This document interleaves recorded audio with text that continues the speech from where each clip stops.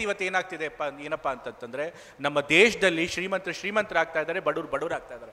ಶ್ರೀಮಂತರು ಮತ್ತು ಬಡವರ ಮಧ್ಯೆ ಇರೋ ಕಂದಕ ಜಾಸ್ತಿ ಆಗ್ತಾ ಹೋಗ್ತಾ ಇದೆ. ಇವತ್ತು ಒಂದು ಆಕ್ಸ್ಫ್ಯಾಮ್ ಅಂತ ಒಂದು ಸಂಸ್ಥೆ ಎಲ್ಲ ದೇಶದಲ್ಲೂ ಕೂಡ ಆರ್ಥಿಕ ಅಸಮಾನತೆ ಹೇಗಿದೆ ಅಂತೇಳಿ ಅದು ಅಧ್ಯಯನ ಮಾಡುತ್ತೆ, ಸ್ಟಡಿ ಮಾಡುತ್ತೆ. ಅದು ಹೇಳಿದೆ ಇವತ್ತು ನಮ್ಮ ದೇಶದಲ್ಲಿ ಬ್ರಿಟಿಷ್ ಆಳ್ವಿಕೆಯಲ್ಲಿ ಎಷ್ಟು ಆರ್ಥಿಕ ಅಸಮಾನತೆ ಇತ್ತು ಅದಕ್ಕಿಂತ ಹೆಚ್ಚಿನ ಆರ್ಥಿಕ ಅಸಮಾನತೆ ಇವತ್ತಿನ ಸ್ಥಿತಿಯಲ್ಲಿದೆ, ಇವತ್ತಿನ ದಿನದಲ್ಲಿದೆ ಅಂತ ಹೇಳ್ತಾ ಇದೆ. ಏನಕ್ಕಪ್ಪ ಹೀಗಾಗ್ತಿದೆ ಅಂತಂತಂದರೆ ನಮ್ಮ ದೇಶದಲ್ಲಿ ಶ್ರೀಮಂತ ಕಟ್ಟುವಂಥ ತೆರಿಗೆಯನ್ನು ಕಮ್ಮಿ ಮಾಡಿಕೊಂಡೇ ಹೋಗ್ತಾ ಇದ್ದಾರೆ. ಆದರೆ ನಾವು ಜನಸಾಮಾನ್ಯರು ಬಡವರು ನೀವು ಕಟ್ಟುವಂಥ ತೆರಿಗೆಯನ್ನು ಜಾಸ್ತಿ ಮಾಡ್ಕೊಂಡು ಹೋಗ್ತಾ ಇದ್ದಾರೆ. ಇವತ್ತು ದೇಶದಲ್ಲಿ ಮೊದಲನೇ ಬಾರಿಗೆ ಕಾರ್ಪೊರೇಟ್ ಟ್ಯಾಕ್ಸ್ ಕಮ್ಮಿ ಆಗಿದೆ, ಜನಸಾಮಾನ್ಯರು ಕಟ್ಟುವಂಥ ಡೈರೆಕ್ಟ್ ಟ್ಯಾಕ್ಸ್ ಜಾಸ್ತಿ ಆಗಿದೆ. ಭಾರತ ಇತಿಹಾಸದಲ್ಲಿ ಯಾವತ್ತೂ ಆಗಿಲ್ಲ. ಹಾಗಾಗಿ ಇವತ್ತು ಏನಾಗ್ತಿದೆ ಅಂತಂದರೆ ಜನರು ಕಟ್ಟುವಂಥ ತೆರಿಗೆ ಹಣ ಎಲ್ಲ ಶ್ರೀಮಂತರ ಪಾಲಾಗ್ತಿದೆ, ಬಡವ್ರಿಗೆ ತಲುಪ್ತಿಲ್ಲ. ಬಡವರು ಬಹಳ ಜೀವನ ನಡೆಸೋದೇ ಕಷ್ಟ ಆಗಿದೆ. ಅದನ್ನು ಮನಗಂಡೆ ನಾವು ಇಷ್ಟೆಲ್ಲ ಗ್ಯಾರಂಟಿ ಸ್ಕೀಮ್ಗಳನ್ನು ತಂದಿರೋದು. ಇವತ್ತು ಗ್ಯಾರಂಟಿ ಸ್ಕೀಮ್ಗಳನ್ನು ತಂದಿರೋದಕ್ಕೆ ನಮ್ಮ ರಾಜ್ಯದಲ್ಲಿ ಬಡವರು ಇವತ್ತು ನಿರ್ಮಲವಾಗಿ ನಿರಾಳವಾಗಿ ಬದುಕಕ್ಕೆ ಸಾಧ್ಯ ಆಗಿದೆ. ಅದು ನಮ್ಮ ಕಾಂಗ್ರೆಸ್ ಪಕ್ಷದ ಸರ್ಕಾರದ ಕೊಡುಗೆ ಅಂತ ಹೇಳೋದಕ್ಕೆ ನಾನು ಹೆಮ್ಮೆಯಿಂದ ಹೇಳೋದಕ್ಕೆ ಇಷ್ಟಪಡ್ತೇನೆ. ಇವತ್ತು ಇಷ್ಟೆಲ್ಲ ಕಾರ್ಯಕ್ರಮಗಳನ್ನು ಕೊಟ್ಟು ನಮ್ಮ ಸರ್ಕಾರ ಜನಪ್ರಿಯತೆಯನ್ನು ಪಡೆದಿದೆ. ಇದೇ ರೀತಿ ಮುಂದುವರೆದ ನಮ್ಮ ಸರ್ಕಾರ ಬಹಳ ಬಲಿಷ್ಠವಾಗುತ್ತೆ.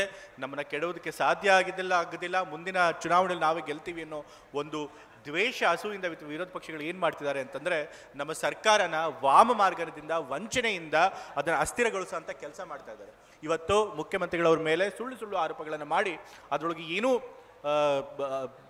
ಕ್ರೈಮೇ ನಡೆದೇ ಹೋದ್ರು, ಏನೂ ತಪ್ಪಾಗಿಲ್ಲದೆ ಹೋದ್ರು ಕೂಡ ಇವತ್ತು ಸುಳ್ಳು ಆರೋಪ ಹೊರಿಸಿ ಅವ್ರನ್ನ ಅಧಿಕಾರದಿಂದ ಕೆಳಗಿಳಿಸಬೇಕು ಅನ್ನೋ ಒಂದು ಪ್ರಯತ್ನ ಮಾಡ್ತಾ ಇದ್ದಾರೆ. ಅವರು ಆರೋಪ ಹೊರಿಸ್ಲಿ ಬೇಕಾದ್ರೆ, ತನಿಖೆ ಎದುರಿಸಲಿ ಅಂತ ಹೇಳಲಿಬೇಕಾದ್ರೆ ನಾವು ಎದುರಿಸ್ತೀವಿ. ಆದರೆ ಏನಪ್ಪ ಆಗ್ತಿದೆ ಅಂತಂತಂದರೆ ಇವತ್ತು ತನಿಖೆ ನಿಷ್ಪಕ್ಷಪಾತವಾಗಿ ನಡೀತಿಲ್ಲ. ಇವತ್ತು ಯಾಕೆ ಅಂತಂತಂದರೆ ತನಿಖೆ ನಡೆಸುವಂಥ ಎಲ್ಲ ಸಂಸ್ಥೆಗಳು ED ಇರ್ಬೋದು, IT ಇರ್ಬೋದು, CBIಗಳು ಎಲ್ಲ ಕೂಡ ಇವತ್ತು ಕೇಂದ್ರ ಸರ್ಕಾರದ ತಾಳಕ್ಕೆ ತಕ್ಕಂತೆ ಕುಣಿಯುವಂಥ ಸಂಸ್ಥೆಗಳಾಗಿವೆ. ಇವತ್ತು ಯಾವುದೇ ಸಂಸ್ಥೆ ಕೂಡ ನಿಷ್ಪಕ್ಷಪಾತವಾಗಿ ಕೆಲಸ ಮಾಡ್ತಿಲ್ಲ.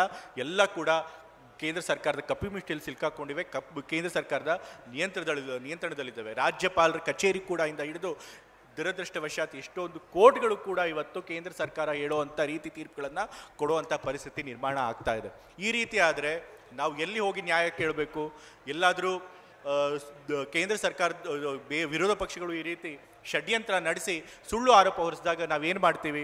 ನಾವು ಕಾನೂನಾತ್ಮಕವಾಗಿ ಹೋರಾಟ ಮಾಡುವಂಥ ಪ್ರಯತ್ನ ಮಾಡ್ತೀವಿ. ಕಾನೂನಾತ್ಮಕ ಹೋರಾಟ ಮಾಡಿ ಕೋರ್ಟ್ಗಳಿಂದ ನಮಗೆ ನ್ಯಾಯ ಸಿಗುತ್ತೆ ಅನ್ನೋ ನಂಬಿಕೆ ನಾವು ಇಟ್ಕೊಳ್ತೀವಿ. ತನಿಖಾ ಸಂಸ್ಥೆಗಳು ನಿಷ್ಪಕ್ಷಪಾತವಾಗಿ ಕೆಲಸ ಮಾಡಿ ನಮಗೆ ನ್ಯಾಯ ದೊರಕಿಸ್ಕೊಡ್ತೇವೆ ಅಂತ ಹೇಳಿ ನಾವು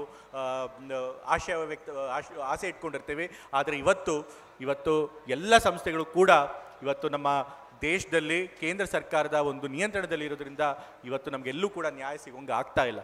ಹಾಗಾಗಿ ಇವತ್ತು ಅಲ್ಟಿಮೇಟ್ಲಿ ನಾವು ಎಲ್ಲಿಗೆ ಹೋಗಬೇಕಾಗಿದೆ ಅಂತಂತಂದರೆ ರಾಜಕೀಯವಾಗಿ ಹೋರಾಟ ಮಾಡಬೇಕಾಗಿದೆ, ಜನರ ಕೋರ್ಟ್ಗೆ ಹೋಗಬೇಕಾಗಿದೆ. ಎಲ್ಲಿ ತನಕ ಜನರ ಆಶೀರ್ವಾದ ನಮಗಿರುತ್ತೆ, ಜನರ ಬೆಂಬಲ ನಮಗಿರುತ್ತೆ, ಅಲ್ಲಿ ತನಕ ನಾವು ಕೂಡ ಹೆದರೋದಿಲ್ಲ. ಏನೇ ಆರೋಪ ಬಂದರೂ ಕೂಡ, ವಿರೋಧ ಪಕ್ಷದವರು ಏನೇ ಷಡ್ಯಂತ್ರ ಮಾಡಿದ್ರು ಕೂಡ, ಏನೇ ಕುತಂತ್ರ ಮಾಡಿದ್ರು ಕೂಡ ಅವ್ರನ್ನ ಎದುರಿಸುವಂಥ ಕೆಲಸ ಮಾಡ್ತೀವಿ, ಹೋರಾಟ ಮಾಡುವಂಥ ಕೆಲಸ ಮಾಡೇ ಮಾಡ್ತೀವಿ. ನಿಮ್ಮೆಲ್ಲರ ಬೆಂಬಲ ಆಶೀರ್ವಾದ ನಮಗಿರುತ್ತೆ ಅಂತ ಭಾವಿಸ್ತಾ ನಾವು ಈ ಹೋರಾಟನ ಮುಂದುವರಿಸ್ತೀವಿ.